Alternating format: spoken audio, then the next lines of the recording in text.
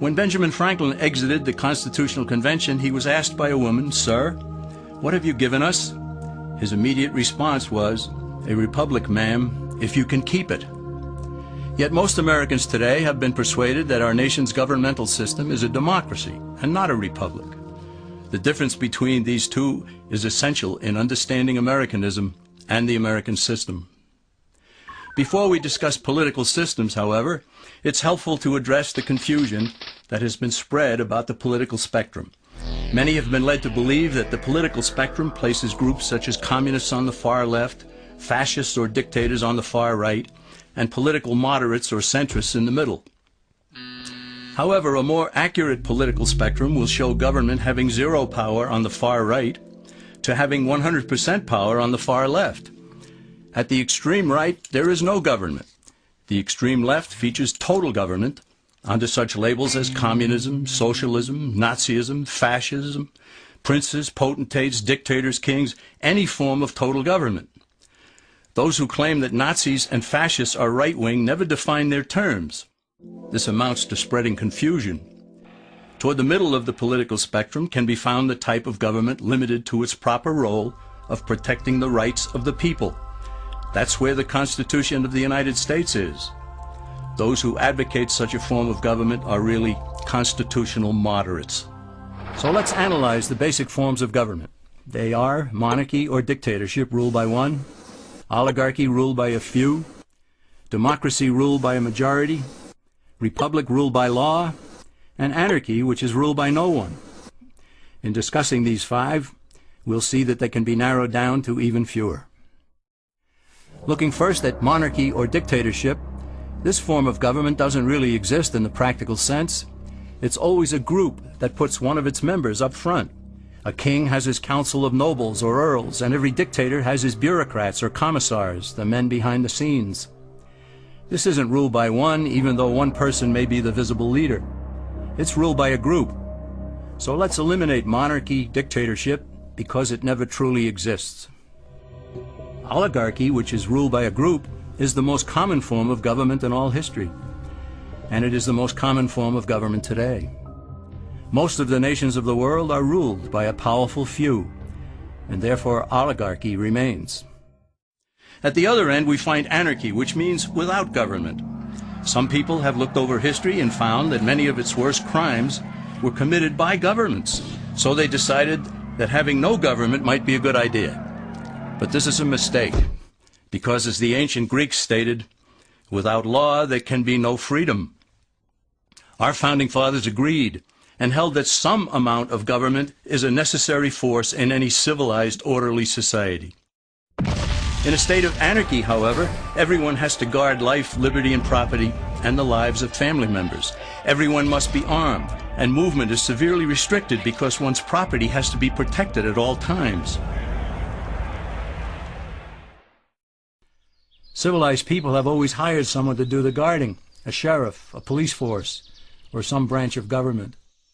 Once law enforcement was in place, the people were freer. They could leave their property, work in the fields, and so on. In short, the proper amount of government makes everyone freer. There are some who advocate anarchy, however, not because they want no government, but because they don't like what they have. They use anarchy as a tool for revolutionary change. The condition of anarchy is very much like a vacuum where something rushes in to fill it. These calculating anarchists work to break down the existing government with rioting, killing, looting, and terrorism. Tragically, the people living in such chaos often go to those best able to put an end to it and beg them to take over and restore order. And who is best able to put an end to the chaos? The very people who started it. The anarchists who created the problem then create a government run by them, an oligarchy, where they have total power. This is exactly what happened in Russia that led to Lenin taking total power, and in Germany where Hitler's brown shirts created the chaos that brought him to power. But anarchy isn't a stable form of government. It's a quick transition from something that exists to something desired by the power-hungry. It's a temporary condition, and because it isn't permanent, we eliminate it as well. The word democracy comes from two Greek words, demos, meaning people, and kratein, meaning to rule. Democracy, therefore, means the rule of the people, majority rule. This, of course, sounds good, but suppose the majority decides to take away one's home, or business, or children. Obviously, there has to be a limit. The flaw in democracy is that the majority isn't restrained. If more than half the people can be persuaded to want something in a democracy, they rule. What about republic? Well, that comes from the Latin, res meaning thing, and publica meaning public. It means the public thing, the law. A true republic is one where the government is limited by law, leaving the people alone. America's founders had a clean slate to write on. They could have set up an oligarchy. In fact, there were some who wanted George Washington to be their king. But the founding fathers knew history, and they chose to give us the rule of law in a republic, not the rule of a majority in a democracy. Why? Let's demonstrate the difference in the setting of the Old West. Consider a lynch mob in a democracy. 35 horseback riders chase one lone gunman. They catch him, and they vote 35-1 to hang him. Democracy has triumphed, and there's one less gunman to contend with. Now consider the same scenario in a republic. The 35 horseback riders catch the gunman and vote 35-1 to hang him. But the sheriff arrives, and he says, "You can't kill him. He's got his right to a fair trial." So they take the gunman back to town. A jury of his peers is selected, and they hear the evidence and the defense, and they decide if he shall hang. Does the jury even decide by majority rule? No, it has to be unanimous, or he goes free. The rights of the government aren't subject to majority rule, but to the law. This is the essence of a republic. Many Americans would be surprised to learn that the word democracy does not appear in the Declaration of Independence or the U.S. Constitution, nor does it appear in any of the constitutions of the 50 states. The founders did everything they could to keep us from having a democracy. James Madison, rightly known as the father of the Constitution, wrote in essay number 10 of the Federalist Papers, "Democracies have ever been spectacles of turbulence and contention, have ever been found incompatible with personal security or the rights of property, and have in general been as short in their lives as they have been violent in their deaths." Alexander Hamilton agreed, and he stated, "We are a republican government. Real liberty is never found in despotism or in the extremes of democracy."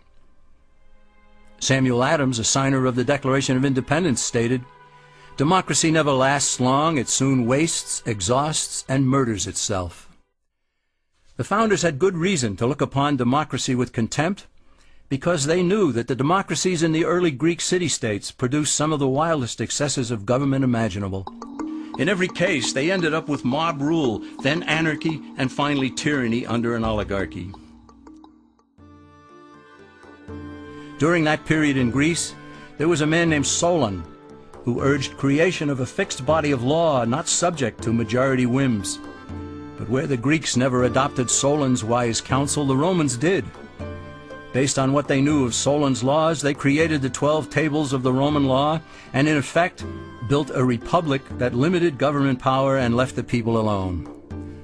Since government was limited, the people were free to produce, with the understanding that they could keep the fruits of their labor.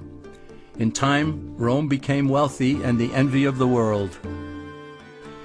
In the midst of plenty, however, the Roman people forgot what freedom entailed. They forgot that the essence of freedom is the proper limitation of government. When government power grows, people freedom recedes. Once the Romans dropped their guard, power-seeking politicians began to exceed the powers granted them in the Roman Constitution. Some learned that they could elect politicians who would use government power to take property from some and give it to others. Agriculture subsidies were introduced, followed by housing and welfare programs. Inevitably, taxes rose and controls over the private sector were imposed. Soon, a number of Rome's producers could no longer make ends meet, and they went on the dole. Productivity declined, shortages developed, and mobs began roaming the streets, demanding bread and circuses from the government. Many were induced to trade freedom for security. Eventually, the whole system came crashing down. They went from a republic to a democracy, and ended up with an oligarchy under a progression of the Caesars.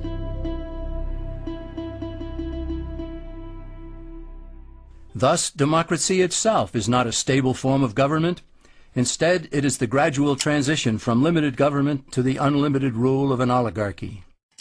Knowing this, we as Americans are ultimately left with only two choices. We can keep our republic, as Franklin put it, or we will inevitably end up with an oligarchy, a tyranny of the elite.